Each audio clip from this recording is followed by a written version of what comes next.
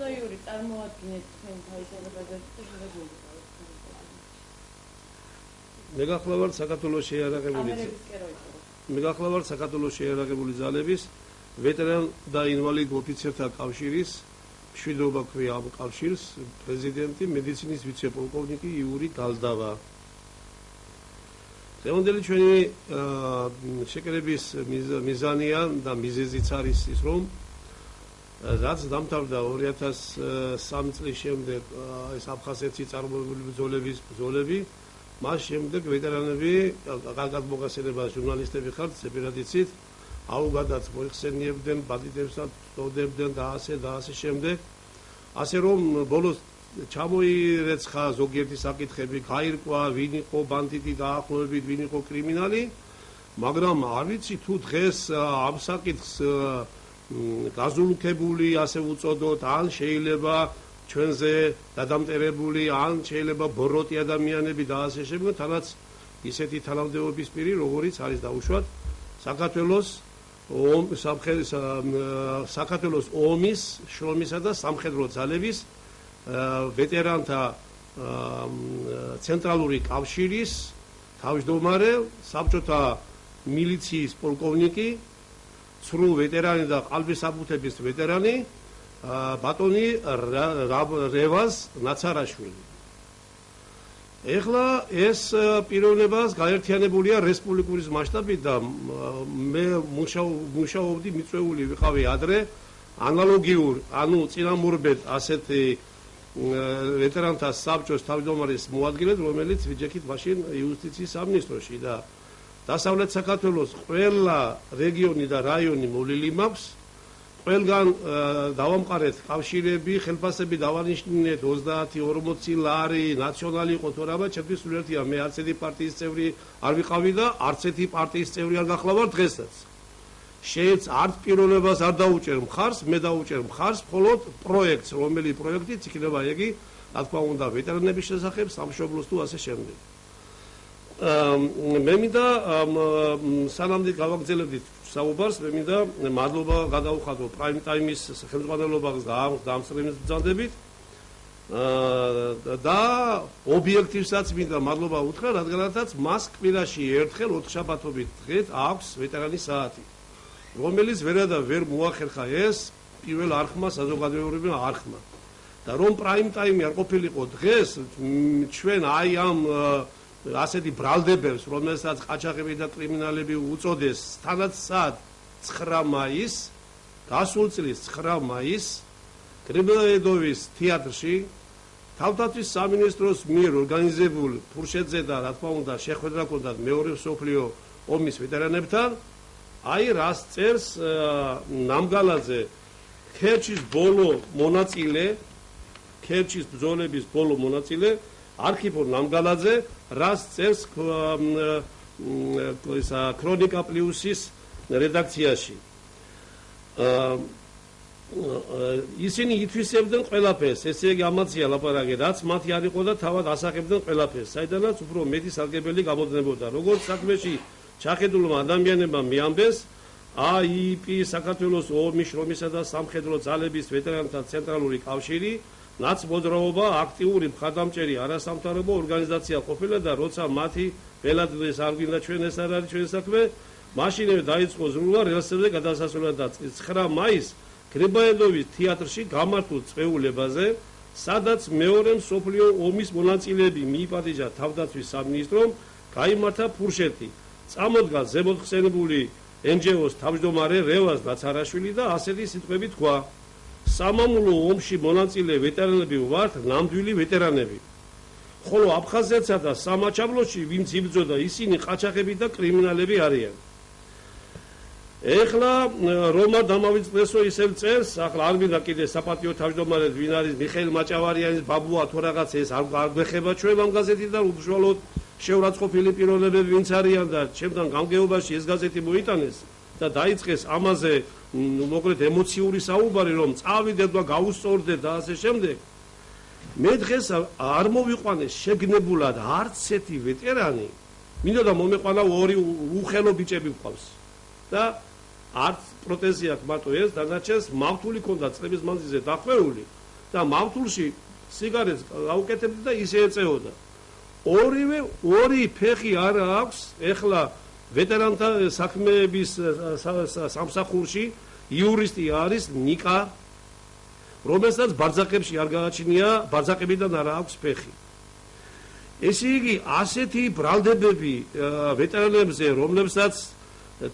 სისხლი დახვარეს და დასახირჩილდნენ და ორგანოები სამოძრაო აპარატი დატოვეს და დამახინჯდნენ სამშობლო საქართველოსათვის, გამოდის ის ხალხი, რომლებსაც ყალბის აბუთებიდან გაკეთებული ვეტერანის მოწმობა და აი ეხლა ფაქტს გეტყვით, რა მოხდა გასული წლის 8 თებერვალს, როდესაც ვეტერანების საორგანიზაციო მხარემ შეიკრიბა გენერლები, ფედერაციის ვეტერანები და ასე შემდეგ და 400 ადამიანის წინ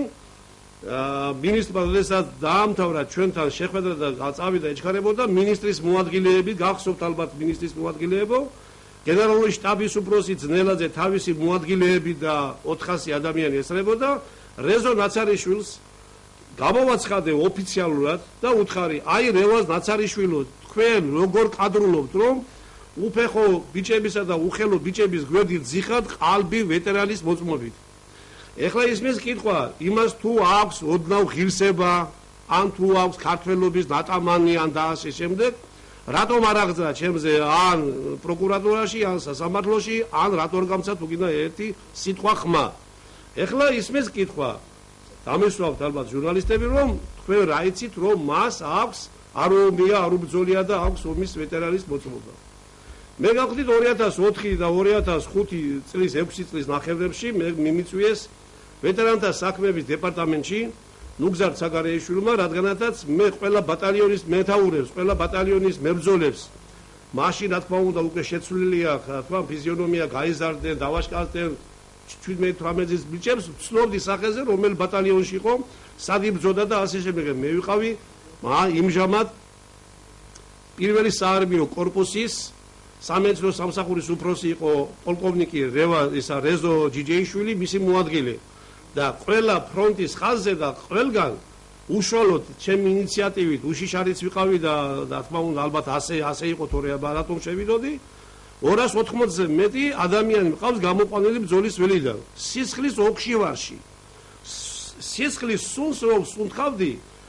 მომაკვდავი ჯარისკაცთან 100 ვარ მთელი წლის მანძილზე ლამყობი წინახაზზე რატომ მივიტანე გულთან, რატომ სხვება არ მიიტანა, მაგრამ არ გავიდა გაზეთში და არ შეიძლება ეს გაზეთებს კი შეიწყიდეს, მე რა ვიცი.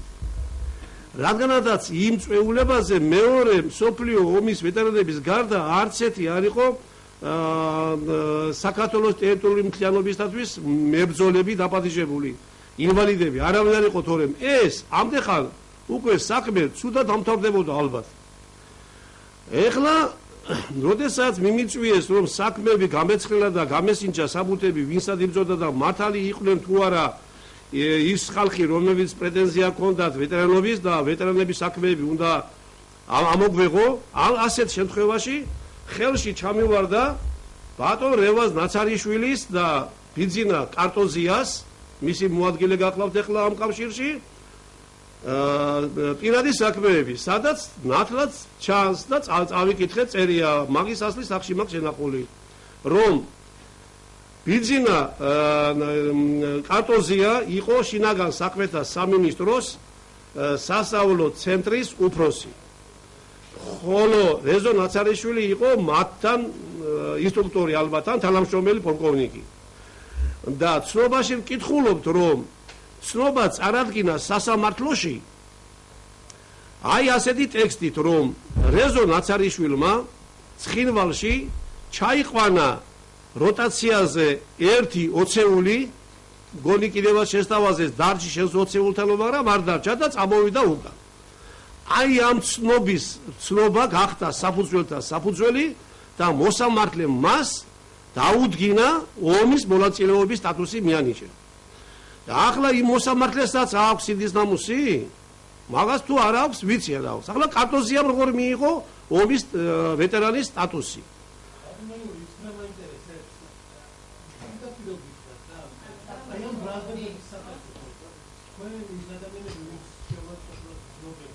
მე ბრალდება ბატონო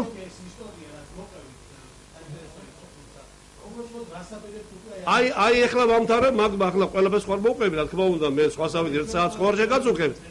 რა თქმა უნდა მაინც არ გავუშვებენ ხო ვიცი არა აქ არის ერთი რომ ბიძინა კარტოზიას როგორ მიიღო ვეტერანის სტატუსი ბიძინა კარტოზია რადგან იყო სასწავლო ცენტრის უფროსი ცნობაში წერია სასამართლო დაეყდნო რომ ბიძინა კარტოზიამ როტაციის გრაფიკის დამტკიცებაში მიიღო ომის ვეტერანის სტატუსი ეხლა გამოდის ეს ხალხი და ამდენი ათასობით ადამიანს და დაღუპულების დედებსა და დაღუპული ბიჭებს გმირებს ბანდიტებს ყაჩაღებსა და კრიმინალებს უწოდებს ახლა დღეს არც კი იცის ჩემი გამგებობაში არავინმა და აბსოლუტურად არავინ არ იცის მე ჩემი ავტორიტეტი ძალიან მაღალ დონეზე არის საქართველოში რომ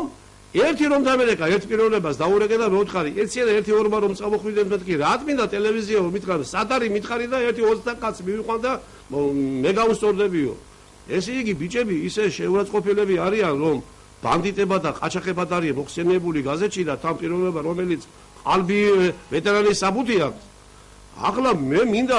ტელევიზიაშიც გამოვიდე ამითი და ბოლოს დავამთავრო იმითი რომ ძალიან გთხოვთ სულ ყველას ვინც გაიგებთ და ახლა გაიგებთ ამ სიტუაციას რომ რევაზ ნაცარიშვილსა და მისი კავშირს ფიზიკურად და რამეს დაკადებას დაანებეთ თავი არსებობს სამართლებრივი წესი რადგან ჩვენ სამართლებრივი სახელმწიფოს აშენება გვინდა ემოციები მოთოკეთ ძალიან გთხოვთ რამოდენიმე მითხრა რომ სადმე ბრძანდები და ვეუბნები რომ ანსამბლის რეპეტიციაზე მივდივარებით დღეს არიციან თუ აქ ძალიან გთხოვთ რომ ზედმეტებში არ გადახვიდეთ ემოციები მოთოკეთ ამას მე ჩემს დასაცავადად ვამბობ რომ პროვოკაციაზე არ წამოვეგოთ არც მე და არც თქვენ და მე არ დავტოვებ ამ სიტუაციას ამ ბრალდებას სასამართლოსა და პროკურატურის გარეშე მაგრამ რადგან სასამართლო არ იხილავს ჯგუფურს რა ქვია სარჩელებს ალბათ რამოდენიმე ასეული ამ ეტაპზე შევა სარჩელი ბრალდებასთან დაკავშირებით რაც შეეხება დაღუპულის დედას გუშინ წინ დამილეკა ერთმა ნუნუ უთურგაულმა დაღუპული ყავს შვილი და მეუბნება რომ ნუ თუ მართლა ასე თქვა რევაზ ნაცარიშვილმა ესე იგი მე ბანტიტი გამიზრდია და კრიმინალი და ეს გამიგზავნია აფხაზეთში საბრძოლველად მოთხრა დამშვიდით ქალბატონო ძალიან განათლებული ქალბატონია ძალიან კულტურულია ის მეხმარება დაღუპული დედებთან კონტაქტში კანონ პროექტების შედგენას რო ვაკეთებ ყოველთვის დაღუპული დედებს და მეუღლებს ვაწერინებ ხელს რომ ეგ ჩემი ინიციატივა მარტო არ იყოს და იმათაც წირდებოდა ეს 500 ლარიანი რაც გაკეთა ეს გარკვეულწვრილი ჩემი და იმ დაღუპული დედების თხოვნითაა გაკეთებული კიდევ მე მადლობა მინდა მოვახსენო მაინც ამ ხელისუფლებას იმით რომ ეს ერთი მაინც გააკეთა რომ დაღუპულების დედა ოჯახის ოჯახს 500 ლარი დაუნიშნა ეს ძალიან კარგია მაგრამ ვეტერანები რომლებიც ნაბრძოლები არიან 22 ლარი დარჩათ და თქვენ წარმოიდგინეთ თუ ვეტერანმა სამუშაო ნახა ერთი 120 ლარიანი თუ 200 ლარიანი იმ 22 ლარს უხსნიან ნუ თუ ასე გაღარიბდა ჩვენი სახელმწიფო რომ ამ ნაბრძოლ ბიჭებს რომელსაც ფსიქორეაბილიტაცია სოციალური რეაბილიტაცია არ გაუვლია რო თქვენ ამ 22 ლარსაც ათმევთ ხალხო ხელისუფლება თქვენ გელაპარაკებით ცოტა გამოფხილდით რა ნუ თუ ამ ბიჭების 22 ლარი რაღაც ბიუჯეტში დაგჭება და ვიღაცას დაეხმარებით სამართლო საქმეს აკეთებთ გთხოვთ იმ სიკეთეს რაც გააკეთეთ დაღუპულებს მიეცით 500 დაღუპულების ოჯახს 500 ლარი მე გთხოვთ რომ ამ ვეტერანებს რომელსაც სამსახური ვერ შეუქმნა ვერცერთმა ხელისუფლებამ ვერცერთმა ვერ დაასაკმა და თვით დასაყენებაზე მიდიან ამ 22 ლარსაც მაინც ნუ არ თმევთ სამართლო ფაქტია თუ ჩვენ გვინდა ევროპალის ოჯახში შესვლა აბა მაშინ ვნახოთ საფრანგეთში გერმანიაში როგორ არიან ვეტერანები კომპენსაციას ღებულობენ პენსიების გარდა და რამდენი რაოდენობაც ყავთ მათ ოჯახში წევრი იმდენი კომპენსაციას იღებენ ეხლა რადგანაც საერთოდ დროც კიდე არ გვინდა რომ გავაგრძელოთ რომ უინტერესო გამოდგება რას ვაპირებთ კარგი შეკითხვა იყო და დავამთავრებ